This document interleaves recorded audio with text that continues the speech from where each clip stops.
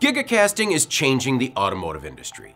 The technology was pioneered by Tesla and gave the EV maker a substantial lead in the EV market by cutting out several components and processes with a single press by a massive 9,000-ton machine. We've seen the company's peers follow suit.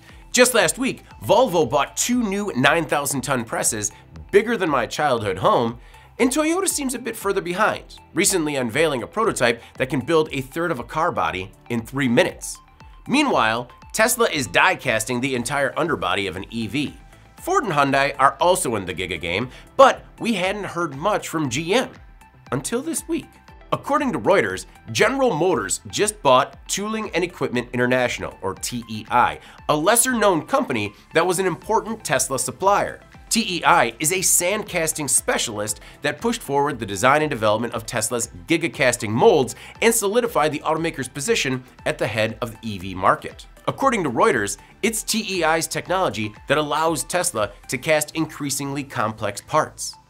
Now, as Tesla is toying with the prospect of a low-cost $25,000 EV, GM could make a significant leap forward not just in gigacasting, but in more efficient production.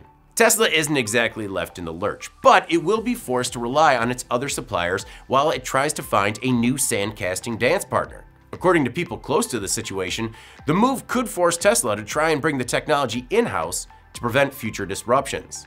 In a statement, GM said it acquired TEI to, quote, secure access to unique casting technology. But it likely didn't hurt that GM was snagging a key piece of Tesla's gigacasting puzzle. I'm David Manti. This is Manufacturing Now.